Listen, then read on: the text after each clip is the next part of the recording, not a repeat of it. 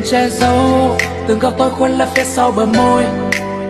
Tại vì anh thôi, yêu say mê nên đôi khi quá dại khờ. Nhắm mắt ở thờ, anh không muốn lạc vào trong nỗi đau này. Lắng nên anh cứ mãi nụ cười đã tắt đằng sau nước mắt. Người vì em có yêu riêng chỉ ta nhận lấy ưu phiền chỉ vì em vô.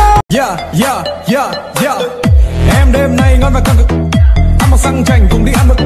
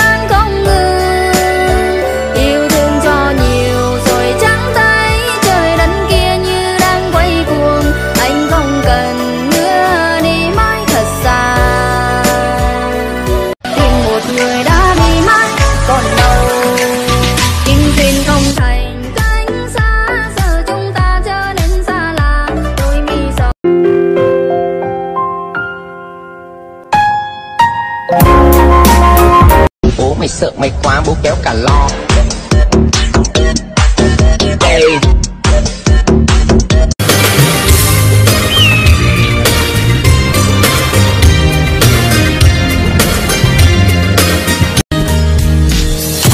月灯的线只留下颗粒，已经约好在操场等你。夏天真的是闷的可以，带你吃吃草莓冰淇淋。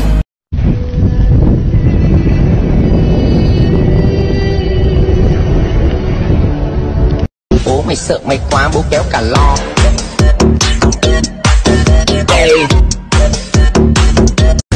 Nang dia tê tia nu nó ya po nia nu